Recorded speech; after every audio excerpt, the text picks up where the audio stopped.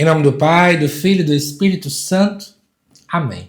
Amados irmãos e irmãs, é com muita alegria que nós estamos aqui para juntos estudar e meditar a primeira leitura que a igreja nos apresenta para este domingo, que é o 18º domingo do tempo comum do ano A. A primeira leitura deste domingo se encontra lá em Isaías capítulo 55, versículos de 1 a 3, que nos diz assim: Assim diz o Senhor: Ó vós todos que estáis com sede, vinde às águas. Vós que não tendes dinheiro, apressai-vos. Vinde e comei. Vinde comprar sem dinheiro, tomar vinho e leite sem nenhuma paga. Por que gastar dinheiro com outra coisa que não o pão? Desperdiçar o salário senão com satisfação completa. Ouvi-me com atenção e alimentai-vos bem, para deleite e revigoramento do vosso corpo. Inclinai vosso ouvido e vinde a mim. Ouvi e tereis vida. Farei convosco um pacto eterno. Manterei fielmente as graças concedidas a Davi. Amados irmãos e irmãs, a primeira leitura deste domingo ela se encontra no último capítulo do livro que nós costumamos chamar de Livro da Consolação, que ele está exatamente ali na segunda parte do livro do profeta Isaías, que vai do capítulo 40 até o capítulo 55. Os estudiosos são praticamente unânimes em afirmar que essa parte não foi escrita pelo profeta Isaías originário, vou usar essa palavra, que é quem escreve até o capítulo 39, mas sim uma outra pessoa que acaba tendo um estilo um pouco diferente do que é encontrado até o capítulo 39, mas que por algum motivo utilizaram também como nome Isaías. E aí essa segunda parte, ela é escrita exatamente diante de uma realidade bem específica. Nós estamos no ano 540 a.C.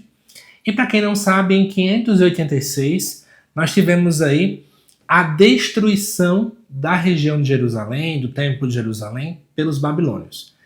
E nessa época em particular, o que foi que aconteceu? A Arca da Aliança, que era símbolo da presença de Deus junto ao povo, que dentro dela continha maná, as tábuas de pedra, né, que os dos 10 mandamentos, dentro dela ali estava, e de repente a Arca da Aliança sumiu e ninguém nunca mais conseguiu encontrá-la.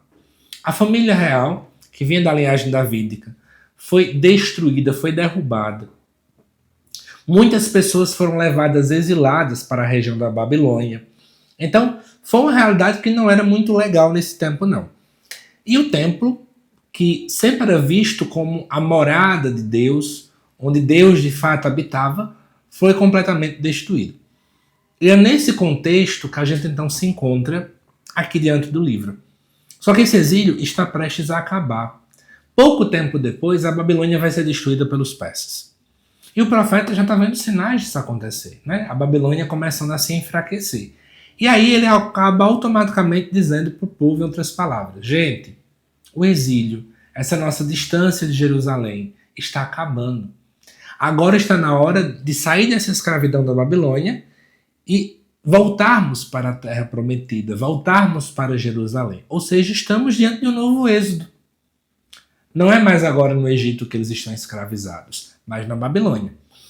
E aí, amados irmãos e irmãs, com isso o versículo 1 começa dizendo assim: ó vós todos que estáis com sede. Algumas pessoas vão até dizer que essa expressão ó vós todos, no original, seria similar a quando um vendedor está tentando vender alguma coisa. Então, ele está dizendo assim: estou vendendo, estou anunciando alguma coisa. E aí, se eu pensar como um vendedor, é natural pensar que essas coisas devem valer alguma quantia. E de repente, o próprio versículo vai dizer: vocês podem vir, comer, sem precisar pagar. Tomar vinho e leite, sem precisar pagar nada. É bem essa confusão para algumas pessoas, talvez, mas é a inversão da lógica divina. Ela é diferente da lógica do ser humano. E quando aqui fala, né? Ó vós todos que estáis com sede, sempre no contexto bíblico, a sede simbolizava, no Antigo Testamento em particular, um desejo profundo, vazio interior, a necessidade de Deus. Ou seja, essa sede, acima de tudo, não é uma sede de um líquido, mas é uma sede da própria alma. A alma está com sede. E aí tenta se colocar no lugar de uma pessoa que vive em regiões desérticas. Para regiões desérticas, a água é símbolo da vida. Eu sei que para nós também é. Eu não moro num deserto, sei também que é. Mas de modo ainda mais claro, né? Para uma pessoa que depende da agricultura 100%, uma pessoa que vive num calor torrencial de um deserto, a água é sinônimo, literalmente, da vida. É isso que está ali para poder acontecer. E aí, gente, quando você vê essa realidade e observa o chamamento, né? Vós todos que estáis com sede, em momento algum é feita algum tipo de exclusão. Não diz somente os pobres que estão com sede, somente os ricos que estão com sede, somente os santos ou os pecadores, mas todas as pessoas. O que importa é ter sede. E pensando-se nisso, eu digo para você que está me acompanhando, não importa quem você é, sua idade, onde você mora, o seu conhecimento, tem sede, Deus te chama.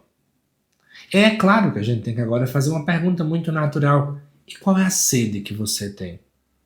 É sede de conhecimento? É sede de sucesso?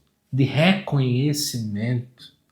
É uma sede de estabilidade? Sede de amor? De paz? De sentido de vida? Independentemente de qual seja a sua sede, a palavra nos convida. Tá com sede? Vem até Deus. É Deus que te chama. Essa tua sede é uma das coisas que tanto atrai a presença de Deus para ti. E o texto ainda diz, vinde às águas. As águas, muitas vezes, da Bíblia já chegou a simbolizar a lei, a sabedoria, a presença de Deus. A própria lei era enxergada pelos judeus como a presença de Deus ali junto ao povo. Então Deus convida a ir até a presença dele. E o fato de mostrar que até mesmo quem não tem dinheiro pode ir, é porque a salvação ela não pode ser comprada. Deus não vende. Deus oferece. Deus não vende o seu amor.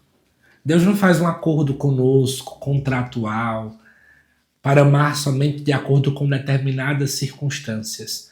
Mas Deus nos ama porque Ele oferece esse amor gratuitamente. E aqui também aparece a ideia do vinho e do leite. Né? O vinho simbolizava nas sociedades antigas a alegria, a festa, a abundância. O leite automaticamente nos lembra do alimento de uma criança, né? Que gera nutrição, que gera crescimento. Deus está nos oferecendo de volta, caso tenhamos perdido, a alegria, a abundância, a nutrição, o crescimento. Deus deseja nutrir a nossa caminhada espiritual. Antes de prosseguir, já peço a você, se inscreva aqui no canal, compartilhe esse vídeo com mais pessoas. Inclusive, se quiser receber os links aqui dos vídeos diretamente no seu celular, entre no grupo do WhatsApp, cujo link está na descrição. Lá, todo dia, estamos enviando para vocês os links. Curta, comente, é muito importante para que mais pessoas conheçam esse trabalho. De antemão, agradeço a vocês. E, amados irmãos e irmãs, vamos agora para o versículo 2, que diz, por que gastar dinheiro com outra coisa que não um pão? A expressão gastar, naquele tempo, né, traz muito a ideia de pesar a prata, porque as pessoas pegavam aquelas balanças, né, que tem as bandejas para poder comparar, de um lado colocava a prata, do outro queria comprar. Então, em outras palavras, seria como se Deus dissesse assim, por que ainda colocas na balança, nesse prato da balança, aquilo que não tem te alimentado para poder pesar? E, portanto, você está desperdiçando seu salário. Ou até mais, né? A gente acaba trabalhando tanto que boa parte da nossa vida se resume ao trabalho. Então falar, desperdiçar o salário, poderia dizer estar desperdiçando a tua própria existência, o teu tempo, a tua vida com aquilo que é vazio. E aí, pensando na dinâmica do consumismo atual, podemos até pensar, estamos consumindo ou se alimentando? Estamos só nesse consumo desenfreado que não nos nutre, que não nos traz crescimento? Ou será que estamos buscando alimentos que nos dão vida? A oração, a Eucaristia. E por fim vem o versículo 3, que diz assim, inclinai vosso ouvido e vinde a mim. Claro que antes começa com ouvir-me com atenção, né? Para todo judeu, tudo começava pelo ouvido. E depois fala inclinai vosso ouvido. O ato de inclinar seria símbolo de fazer silêncio, de dar uma maior atenção. E o ouvir implicaria em obedecer. Não é apenas escutar por ouvido e sair por outro, como nós costumamos dizer. Mas ouvir sempre simbolizava ouvir com o coração e, portanto, gerava a dinâmica da obediência. Então, Deus nos convida a nos inclinarmos, a fazer silêncio, a dar atenção e obedecer a Ele. E é interessante quando depois o próprio Deus vai falar sobre a dinâmica da aliança, né? Farei convosco um pacto eterno.